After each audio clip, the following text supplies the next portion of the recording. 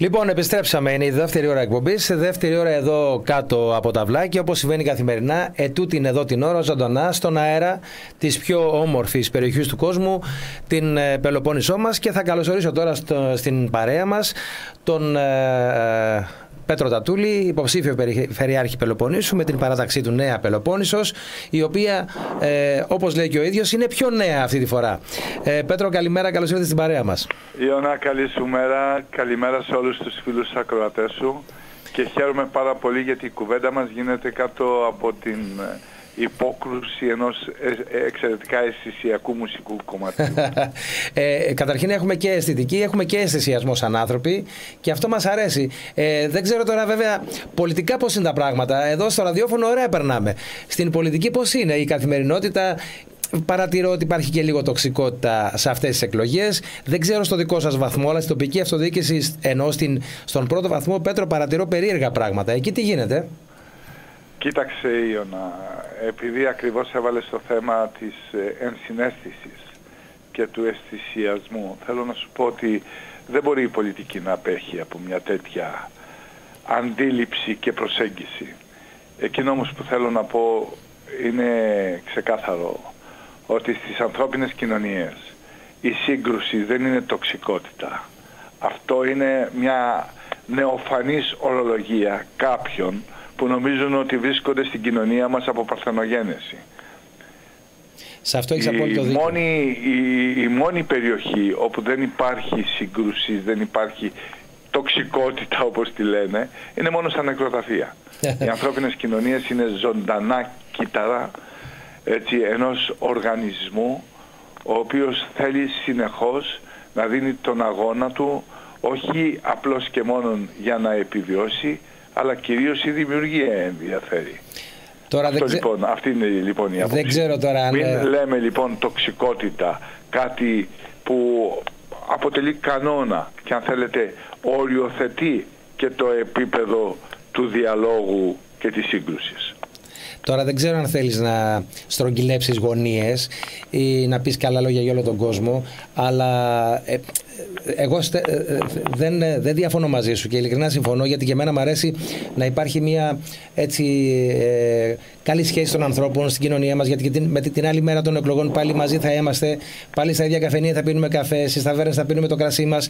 Δηλαδή βλέπουμε αυτή τη στιγμή να διχάζονται οι οικογένειες, γιατί το ένα μέλος είναι στη μία παράταξη, το άλλο μέλος στην άλλη, και το λέω επειδή σε ξέρω χρόνια και είσαι μέσα στην κοινωνία και έχεις πάρα πολλούς φίλους. Η δική σου συμβουλή ποια είναι, σαν έτσι πιο έμπειρος πολιτικά? Κοίταξε να δεις. Γι' αυτό ρωτώ, όχι για άλλο. Το δικαίωμα των αποφάσεων το έχει το κάθε άτομο, ο κάθε πολίτης. Και μέσα στην οικογένεια μπορεί να υπάρχουν διαφορετικές προσεγγίσεις. Δεν είναι πρέπον, νομίζω, και σοφό να θέλουμε να ομογενοποιήσουμε όλες τις απόψεις και τις συμπεριφορές και τις πρωτοβουλίες. Απλώς να υπάρχει, θα έλεγα, μια κοσμιότητα στον τρόπο που προσεγγίζεις το πρόβλημα. Η σύγκρουση να είναι καθαρό στο επίπεδο του διαλόγου και μόνο μέχρι εκεί. Γιατί από εκεί και πέρα βέβαια νομίζω ότι αρχίζει να γίνεται εξαιρετικά προβληματική. Εκτιμώ λοιπόν ότι οι εκλογές αλλά και η ζωή δεν είναι τίποτε άλλο παρά ένας δημόσιος διάλογος. Ένας δημόσιος διάλογος ο οποίος θα πρέπει να έχει κάποιες αρχές και κάποιους κανόνες. Ένας δημόσιος διάλογος ο οποίος θα πρέπει να στοχεύει σε τρία πράγματα κατά τη γνώμη μου. Πρώτα, στην απόδειξη της γνώσης, ότι συζητάς κάτι που το γνωρίζεις ή συζητάς για κάτι που θέλεις να το μάθεις. Το δεύτερο στοιχείο είναι η σοβαρότητα της προσέγγισης που πρέπει να κάνεις πάνω σε αυτό το κομμάτι του ενδιαφέροντος σου. Και το τρίτο θέμα, πώς βλέπεις τη δημιουργία. Η δημιουργία δεν είναι μια αοριστολογία. Δεν είναι η αντίληψη ότι θα έρθει κάποιος σωτήρας σε αυτόν τον τόπο, σε αυτή την κοινωνία. Δεν υπάρχουν πλέον μεσίες σε αυτόν τον τόπο. Δεν υπάρχουν ποτέ τέτοια δεδομένα. Ναι. Ένα είναι μόνο δεδομένο. Ότι οι κοινωνίες πρέπει να στηρίζονται στα πόδια τους, στο δημόσιο διάλογο και στη λειτουργία της δημοκρατίας.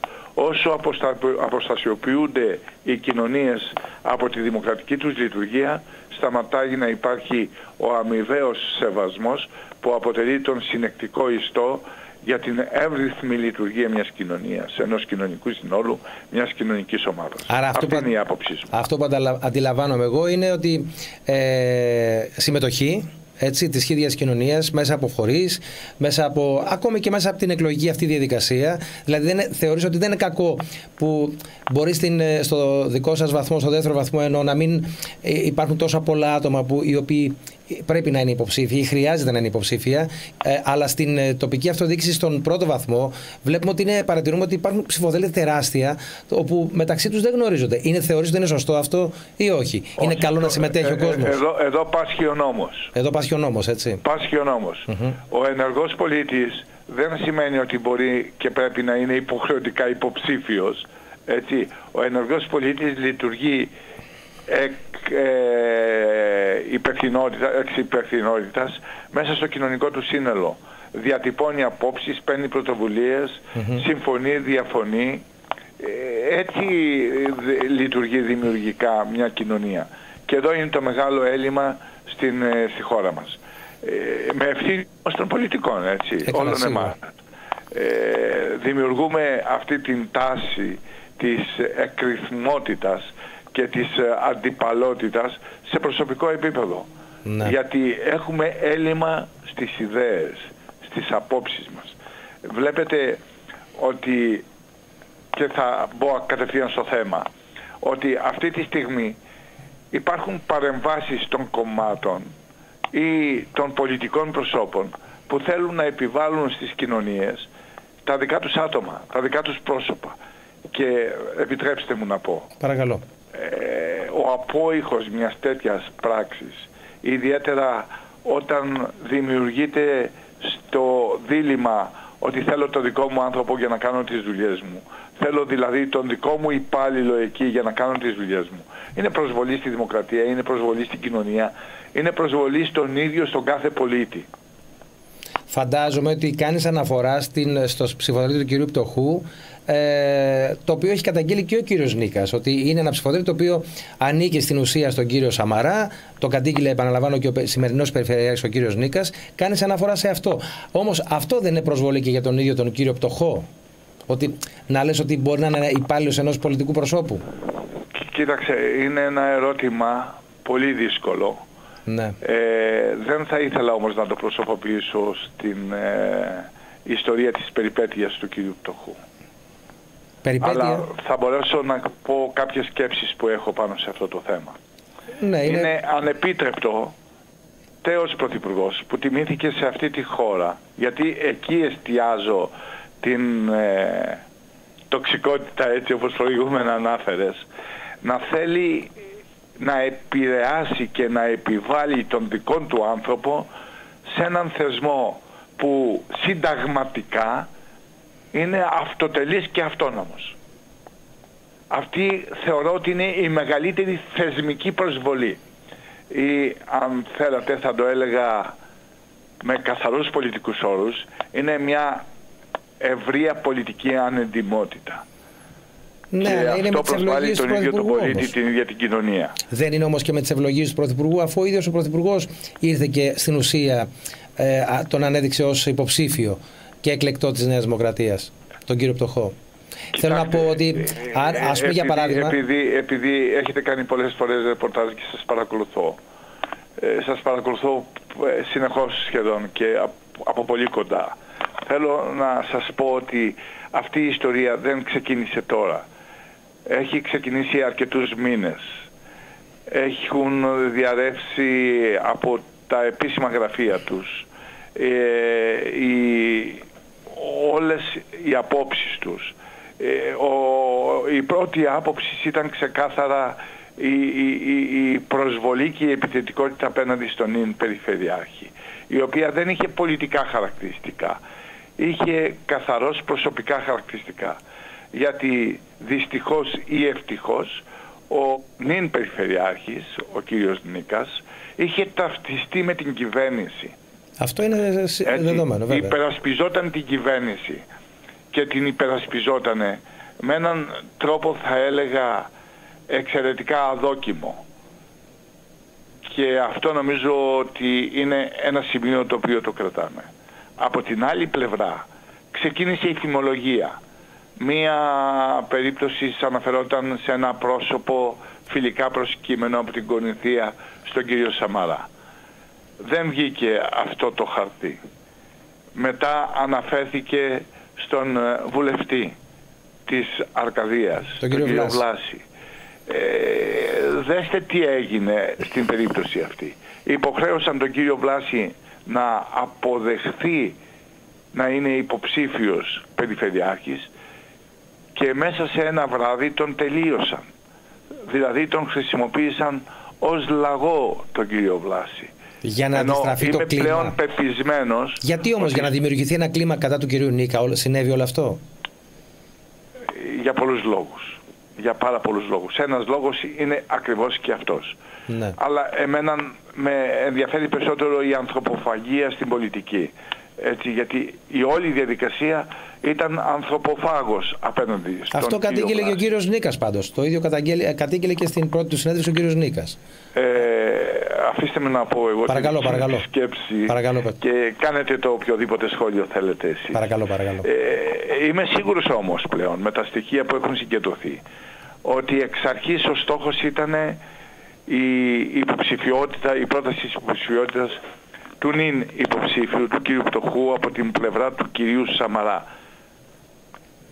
Και εκτιμώ ότι η πιθανή μόνη ευθύνη ήταν το ότι εκχωρήθηκε αυτό το δικαίωμα σε έναν πολιτικό τέος πρωθυπουργό της χώρας, Πελοποννήσιο, ο οποίος θεωρεί ότι του ανήκει η Πελοπόννησος και οι άνθρωποι της. Αυτό νομίζω ότι είναι, θα έλεγα, φαινόμενο παράκρουσης. Γιατί η Πελοπόννησος και οι Πελοποννήσιοι δεν ανήκουν σε κανέναν έξω από την Πελοπόννησο και τους εαυτούς τους. Λέω λοιπόν ότι τα στοιχεία που έχουν συγκεντρωθεί είναι ότι από τον Μάιο ο κύριος Πτωχός τακτοποιούσε τις επιχειρηματικές του δραστηριότητες και τις εταιρείες του, προκειμένου να μην έχει πρόβλημα στην πιθανή πρόταση υποψηφιότητάς του. Αυτό θέλω επίσης να το τονίσω, γιατί ακούω κάποια προσέγγιση από την πλευρά του ότι θεωρεί ότι είναι υπερκομματικός. Ναι, έκανε αναφορά και νωρίτερα στην εκπομπή του κυρίου Ζώη εδώ. Αγαπημένε μου, άκουσε όμως την άποψή μου. Πάντως, συγγνώμη, για να, για να μην διακόπτω συνεχώς, και δεν μου αρέσει και εγώ να διακόπτω και τη ροή του λόγου. Δεν πειράζει, νωρίτερα εδώ στο δικό μας μέσο, στην εκπομπή εδώ Πελοπόννησο Βασίλειο, ακριβώς το ίδιο που ο κύριος Πτωχός. Μπορεί να έχει τη στήριξη της Νέας Δημοκρατίας, όμως είναι ένα υπερκομματικό ψηφοδέλτιο. Μπορεί να συμβαίνει αυτό? Όχι. Δεν είναι απλώς ότι έχει τη στήριξη της Νέας Δημοκρατίας. Δεν ήταν δική του πρωτοβουλία να είναι υποψήφιος. Τον επέβαλε το σύστημα του κυρίου Σαμαρά. Ιδιαίτερα δε στην Αργολίδα είναι ακόμα πιο χειρότερα τα πράγματα. Το σύστημα, το εναπομείναν σύστημα του κυρίου Σαμαρά στην Αργολίδα, ουσιαστικά έφτιαξε και τον συνδυασμό του κυρίου Πτωχού. Αντιλαμβάνεστε λοιπόν πόσο πιο σκληρή είναι η προσωπική εξάρτηση του κυρίου Πτωχού από τον κύριο Σαμαρά. Ο κύριος Σαμαράς επέλεξε τον υπάλληλό του για να είναι και να τον προτείνει ως υποψήφιο περιφερειάρχη. Αλλά να πω και κάτι άλλο, Ιώνα. Το πρόβλημα, εντάξει, μπορεί να έχει τη δική του διάσταση, αυτά που πριν λίγο σχολίασα, αλλά το μεγάλο πρόβλημα είναι ότι οι εμφανίσεις μέχρι τώρα του κύριου Πτωχού ουσιαστικά δείχνουν έναν άνθρωπο που δεν έχει γνώση ούτε του γεωγραφικού χώρου της Πελοποννήσου, ούτε του ανθρωπογεωγραφικού χώρου της Πελοποννήσου. Δεν μπορεί εδώ παραμονές εκλογών να τίθενται τέτοιες απόψεις αόριστου χαρακτήρα, με αοριστολογίες. Πρέπει συγκεκριμένα να το συζητηθεί. Δεν μπορεί να λέει δεν γνωρίζω, έτσι και θα μάθω. Μαθητευόμενοι μάγοι δεν υπάρχουν πλέον πουθενά. Και αυτό αποτελεί, νομίζω, μια εφιαλτική αντίληψη για τον ίδιο το θεσμό. Δεν είναι λοιπόν υπερκομματικός, είναι αυστηρά προσωπική επιλογή του κυρίου Σαμαρά ο κύριος Πτωχός. Τα ψηφοδέλτια του κυρίου Πτωχού είναι ψηφοδέλτια τα οποία ήταν και προηγουμένως με τον κύριο Νίκα. Ναι. Δηλαδή σε όλη αυτή την ιστορία ο κύριος Νίκας ήταν το μαύρο πρόβατο. Οι υπόλοιποι συνεργάτες του δεν είχαν ευθύνη αν πραγματικά του καταλογίζονται από την πλευρά του κόμματός του κάποιες ευθύνες. Θεωρώ λοιπόν, για να το ξεκαθαρίσω, ότι άλλο να είναι μια παράταξη αυτοδιοικητική ανεξάρτητη και να το αποδεικνύει συνεχώς ότι είναι ανεξάρτητη, και άλλο από την τροπή που παίρνουν τα πράγματα πλέον στην εξέλιξη αυτής της διαδικασίας να χρησιμοποιούν τον όρο υπερκομματικός μόνο και μόνο για να καλύψουν τους δικούς τους αυστηρά προσωπικούς πολιτικούς εναγκαλισμούς με μια παραφιάδα ενός πρώην πρωθυπουργού του κύριου Σαμαρά. Ο κύριος Σαμαρά λοιπόν είναι το πρόβλημα στην Πελοπόννησο. Άρα λοιπόν τώρα για να γίνεται και πιο κατανοητό στον κόσμο, ο Πέτρος Στατούλης είναι αντίπαλος με τον Αντώνη Σαμαρά. Αυτό αντιλαμβάνεται κανείς σήμερα? Ο συνδυασμός ο δικός μας δεν είναι αντίπαλος με κανέναν. Μου ζητήσατε να περιγράψω και να πω τις απόψεις μου πάνω σε συγκεκριμένα ζητήματα τα οποία απασχολούν πλέον την κοινωνία. Μην ξεχνάμε βέβαια. Και αυτό έκανα. Πέτρο, δεν έχω προσωπικά με κανέναν. Όχι αλίμονο, κανείς δεν λέει αυτό. Επισημάνσεις κάνεις και... Κάνω επισημάνσεις αυστηρά πολιτικού περιεχομένου. Σωστό. Και θέλω να πω ότι οι πολίτες την έχουν πολλές φορές εγκλωβιστεί σε κάποιες δίθεν κομματικές γραμμές. Αλλά αυτή τη στιγμή η συγκεκριμένη αναφορά που κάνουμε δεν υπερβαίνει τις κομματικές γραμμές. Υπερβαίνει την κομματική γραμμή. Είναι προσωπική επιλογή του κυρίου Σαμαρά. Μάλιστα. Το ξέρετε πάρα πολύ καλά. Σας έχει απασχολήσει στο παρελθόν. Έχει απασχολήσει όλους τους πολίτες και οι πολίτες αυτονόητα αντιδρούν. Και να πω και κάτι άλλο, Ιώνα. Ότι αυτή τη στιγμή οι άνθρωποι, οι πολίτες που έχουν στηρίξει τη Νέα Δημοκρατία, διαχρονικά την έχουν στηρίξει και μάλιστα τώρα τελευταία, με μεγάλη πλειοψηφία στο κόμμα τους, δεν ανησυχούν για την κυβέρνησή τους. Ξέρουν ότι η κυβέρνησή τους είναι παντοδύναμη. Ξέρουν ότι πλέον στο πολιτικό σκηνικό είναι κυρίαρχη η Νέα Δημοκρατία. Και βέβαια ξέρουν ότι η αδρανοποίηση και η αποδόμηση της αντιπολίτευσης δημιουργεί ακόμα πιο ασφαλή στοιχεία και κριτήρια για την κυβέρνησή τους. Δεν ανησυχούν για αυτό το λόγο. Γι' αυτό και πολύ γρήγορα αυτονομούνται απέναντι σε αυτή την προσπάθεια παρέμβασης και χρησιμοποίησης των πολιτών για τους προσωπικούς λόγους του κυρίου Σαμαρά που ανέφερα πριν λίγο.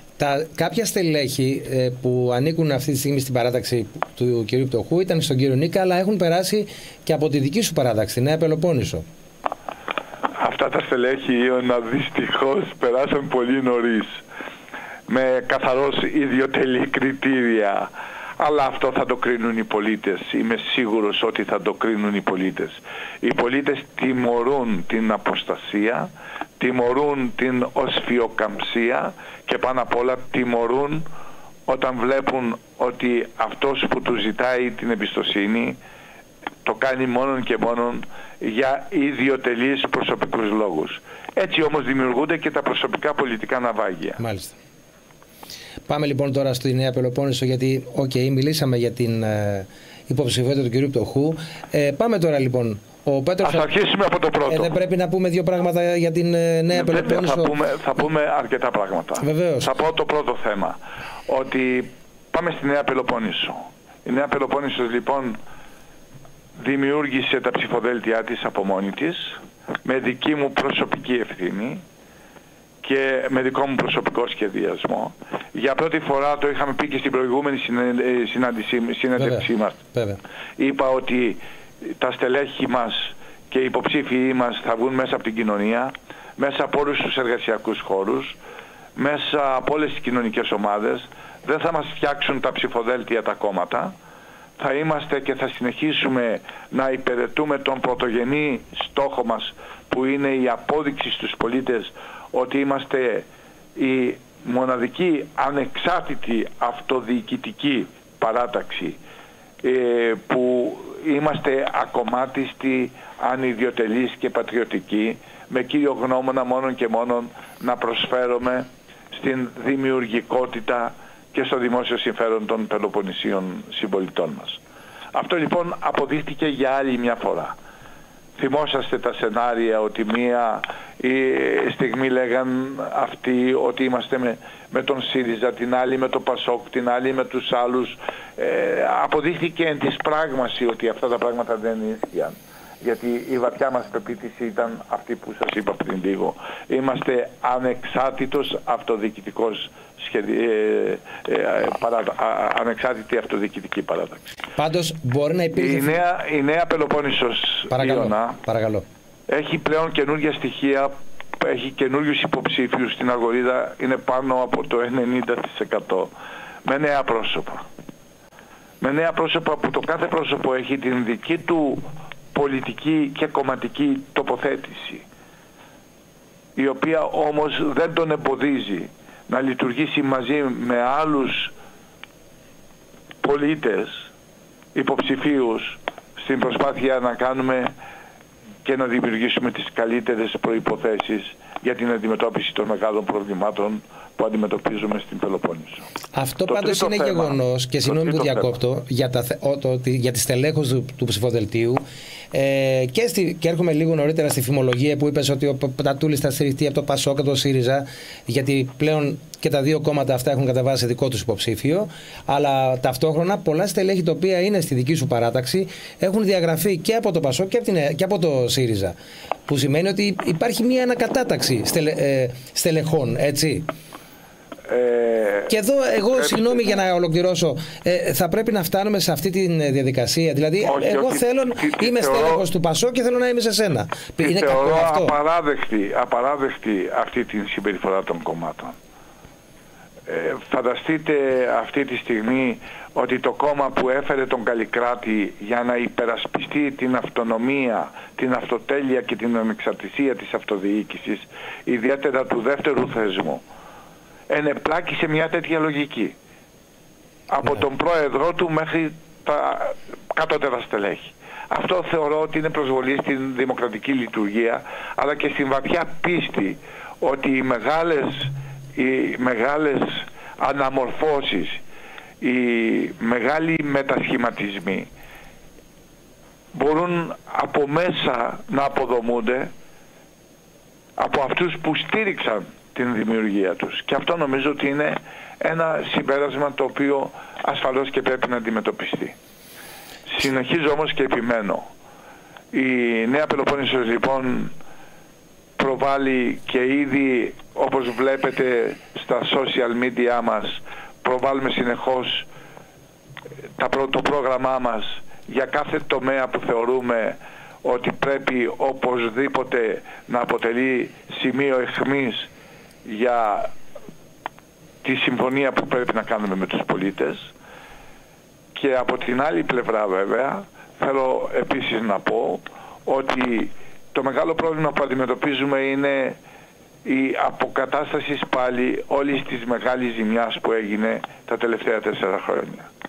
Που σημαίνει... Με κόπο, το γνωρίζετε πάρα πολύ καλά, η Πελοπόννησος βγήκε στο διεθνές προσκήνιο. Ήμαστον μαζί με άλλες εταιρείες, με άλλες περιφέρειες της Ευρώπης, της Αμερικής, της Κίνας, της Ρωσίας, της Αυστραλίας, του Καναδά. Είχαμε κάνει ένα ισχυρό λόμπι, το οποίο δυστυχώς αυτό το λόμπι δεν υπάρχει σήμερα. Και πρέπει άμεσα να το αποκαταστήσουμε. Γιατί μόνο έτσι δημιουργούμε υπεραξία στον θεσμό μας και στην ίδια μας την Πελοπόννησο και στους Πελοποννήσιους συμπολίτες μας. Άρα η μεγαλύτερη πρόκληση για τη νέα θητεία, την πενταετή, ποια θεώρησε ότι είναι? Γιατί μιλάς για γνώση, σχέδιο, αλλά και ισχυρή περιφερειακή. Ο διεθνής ρόλος και ο διεθνής χαρακτήρας. Εξωστρέφεια δηλαδή. Η εξωστρέφεια είναι το α και το ω της προσπάθειας που πρέπει να κάνουμε. Υπάρχουν όμως και άλλα μείζωνα θέματα, όπως είναι το θέμα της λειτουργίας των υδάτινων πόρων, της διαχείρισης των υδάτινων πόρων, ιδιαίτερα στην Αργολίδα και στην Κορινθία, αλλά και σε άλλες περιοχές, και στη Λακωνία και στη Μεσσηνία και στην Αρκαδία. Υπάρχει μείζον θέμα πλέον και εκεί αναφερόμαστε συγκεκριμένα, με συγκεκριμένες κοστολογήσεις, με συγκεκριμένες πολιτικές αποφάσεις, με συγκεκριμένες τεχνικά έργα, με συγκεκριμένη απόδοση και αποτέλεσμα από την υλοποίηση ενός τέτοιου προγράμματος. Ο τουρισμός, η αγροτική οικονομία, είναι τεράστια τα προβλήματα και οι προκλήσεις που υπάρχουν πλέον συσσωρευμένες στην περιφέρειά μας και θέλουν γρήγορες απαντήσεις. Για όλα αυτά τα μείζωνα προβλήματα έχουμε καταθέσει και καταθέτουμε συνεχώς τις απόψεις μας και τις προτάσεις μας και τις αποφάσεις μας. Και ξέρετε, ακούω πάλι αυτά που ακούγαμε στην Αμερική πριν 40-50 χρόνια για το πρόγραμμα των πρώτων 100 ημερών. Εμείς έχουμε ένα πρόγραμμα για την αμέσως επόμενη ημέρα από τη στιγμή που θα αναλάβουμε με την εντολή των συμπολιτών μας την ευθύνη της περιφέρειας Πελοποννήσου. Δεν υπάρχει χρόνος για απώλεια ούτε μιας ημέρας. Πέτρο, γιατί αυτό είναι το ζητούμενο.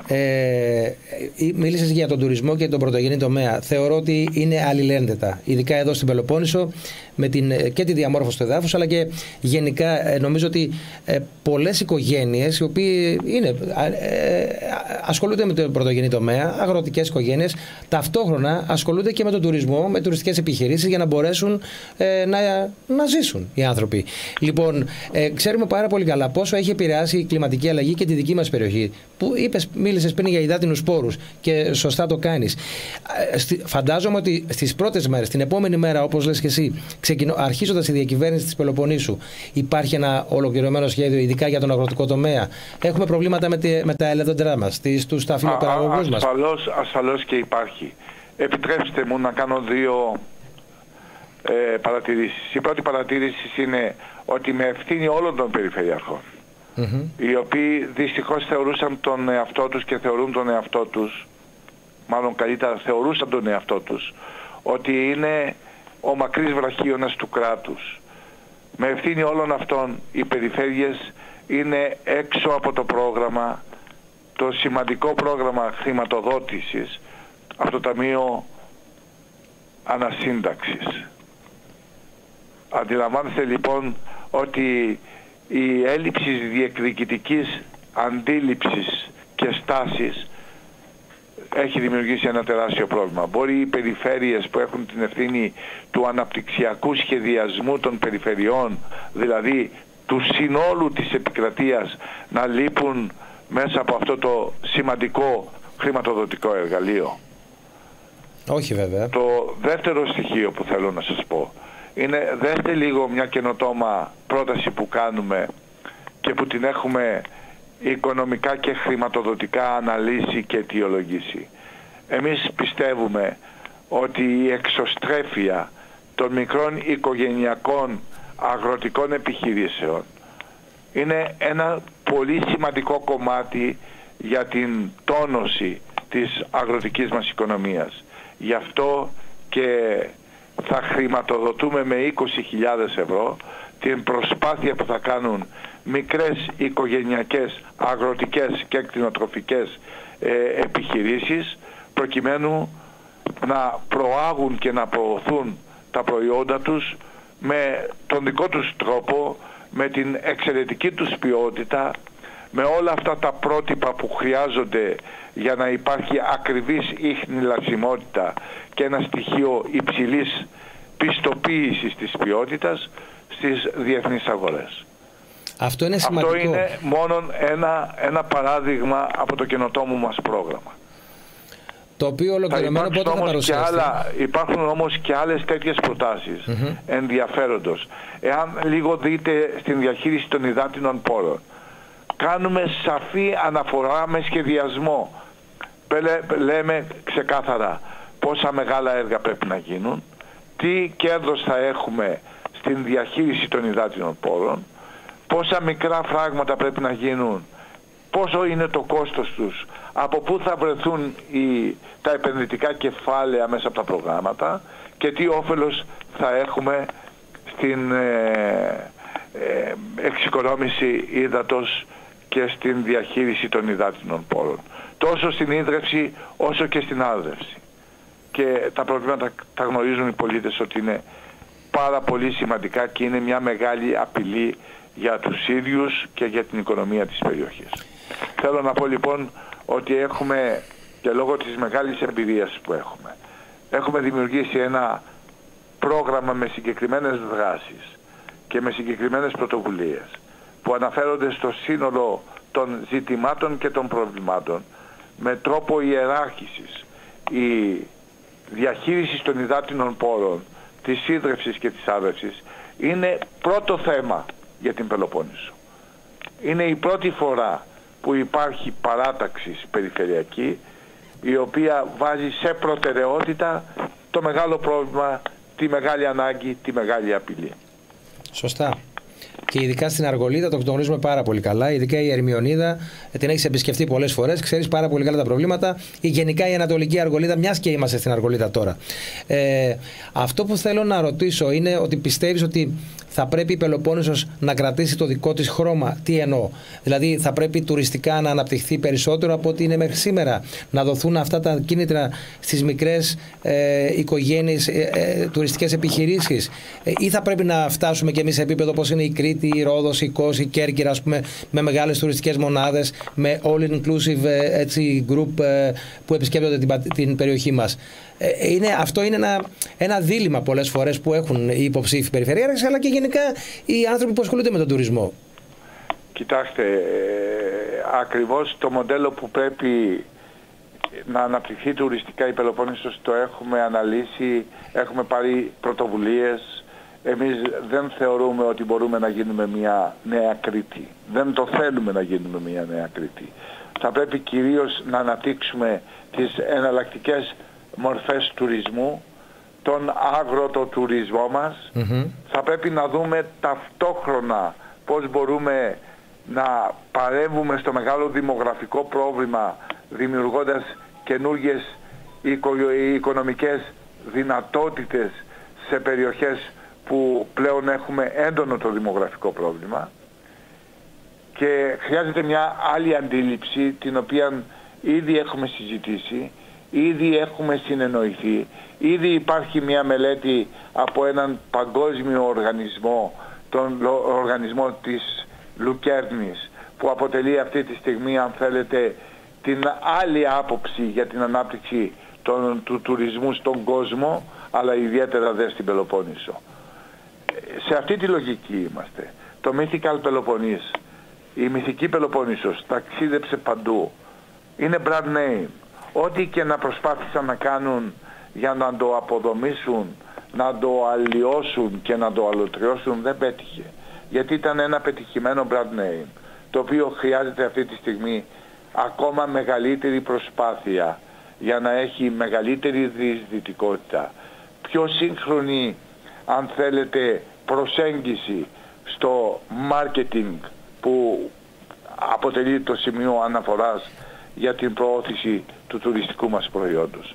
Και από την άλλη πλευρά, ασφαλώς και βέβαια, χρειάζονται νέες επενδύσεις, με κανόνες όμως, διατηρώντας την αιχμή της. Η Πελοπόννησος είναι ένα μέρος που πρέπει η πράσινη Πελοπόννησος να αποτελεί, αν θέλετε, το σημείο αναφοράς όλων των παρεμβάσεων που πρέπει να γίνουν, και αυτό νομίζω ότι είναι το σημαντικότερο στοιχείο που προτείνουμε στην διαχείριση των τουριστικών προορισμών. Άρα μιλάμε και πολύ σωστά είπες όμως, ναι, ότι είναι ένα κεφάλαιο το οποίο περπατάει αργά, αλλά έχει μπει πλέον μέσα στον τουριστικό χάρτη της διεθνούς κοινότητας.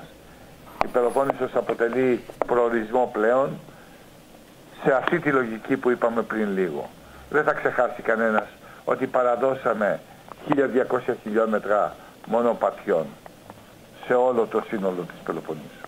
Με προοπτικές αυτές την προηγούμενη τετραετία να ξεπεράσουν τα 3.500 χιλιόμετρα.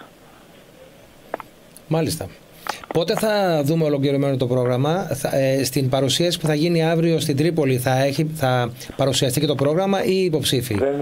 Δεν είναι προγραμματικό η προγραμματική συνάντηση η αυριανή. Είναι η παρουσίαση του συνδυασμού μας και οι πολιτικές ευθύνες και πρωτοβουλίες που αναλαμβάνονται από το ανθρωπογενές πλέον προσωπικό της πρώτης γραμμής της Νέας Πελοποννήσου. Θα χρειαστεί και προσωπικό δεύτερης γραμμής, και τι εννοώ? Ασφαλώς και βέβαια, χωρίς τους πολίτες δίπλα σου δεν μπορεί να κάνεις τίποτα. Χωρίς τις κοινωνικές ομάδες δεν μπορεί να κάνεις τίποτα. Χωρίς τις επιχειρηματικές ομάδες δεν μπορεί να κάνεις τίποτα. Όλα αυτά λοιπόν συνθέτουν την δική μας φιλοσοφία, το δικό μας πρόγραμμα. Ξέρετε, ακούω διάφορες κουβέντες ότι θα φέρω επενδύσεις, θα κάνω το ένα, θα κάνω το άλλο. Ξέρετε ότι αυτά είναι, όπως λένε στα χωριά μας, λόγια του αέρα. Δεν μπορεί να γίνει καμία επένδυση εάν δεν υπάρχει συγκεκριμένη πολιτική ωριμότητα και πολιτική πρωτοβουλία πάνω σε αυτά τα θέματα. Ξέρουμε τι θέλουμε να κάνουμε, ξέρουμε και γνωρίζουμε πολύ καλά, μιλώντας καθημερινά με τους πολίτες, που θέλουμε να πάει η Πελοπόννησος. Ξέρουμε πάρα πολύ καλά τα μεγάλα προβλήματα που αντιμετωπίζουν οι Πελοποννήσοι και ξέρουμε πώς μπορούμε να βοηθήσουμε προς αυτή την κατεύθυνση. Άλλωστε, Ιωνα, έχω προσωπική αντίληψη και εικόνα. Θεωρώ ότι η συνεχής επαφή μου με τους ίδιους τους πολίτες, η ικανότητά μου να γνωρίζω τους πολίτες, ακόμη σχεδόν τους περισσότερους και με τα μικρά τους ονόματα, δείχνουν ακριβώς ένα άλλο επίπεδο εμπιστοσύνης, το οποίο ασφαλώς και ανατρέπει όλους τους υπόλοιπους ιδιωτελείς σχεδιασμούς. Μάλιστα. Πέτρο Τατούλη, θέλω να σε ευχαριστώ πάρα πολύ για την όμορφη συζήτηση και για τα φώτα που μας έδωσες. Εύχομαι καλή επιτυχία και φυσικά θα μιλήσουμε και πάλι κάποια στιγμή με ολοκληρωμένο το πρόγραμμα και το σχέδιο για την Πελοπόννησό μας. Γιατί μου επιτρέπεις, εγώ το λέω καθημερινά εδώ, ότι ζούμε στην πιο όμορφη περιοχή του κόσμου. Θα ήταν πολύ ευχάριστο. Μιλάς με έναν άνθρωπο που δεν έχει εγκαταλείψει την Πελοπόννησο και το χωριό του ούτε μια μέρα. Και αυτή είναι βαθιά μας πίστη, η αγάπη μας στον τόπο μας. Μάλιστα. Θέλω να τελειώσω με την εξής κουβέντα. Είμαι αισιόδοξος και είμαι σίγουρος για το πώς θα κινηθούν οι πολίτες και τι θα επιλέξουν οι πολίτες. Εκείνο όμως που θέλω να πω είναι ότι θα ήταν πολύ χρήσιμο σε αυτή την προεκλογική περίοδο να δημιουργηθούν κάποιες συζητήσεις δημόσιου ενδιαφέροντος για να ξεκαθαρίσουν οι απόψεις, για να σταματήσουν οι μονόλογοι, για να καταλάβουν οι πολίτες ότι μέσα από αυτή τη διαδικασία μπορούν να έχουν πιο αντικειμενική κρίση στην επιλογή που θέλουν να κάνουν.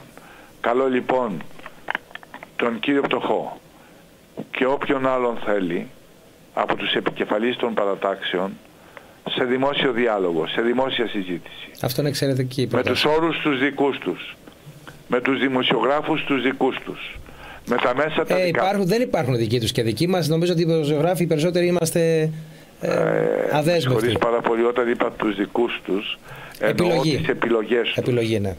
Έτσι, δεν εννοώ τους δικούς τους.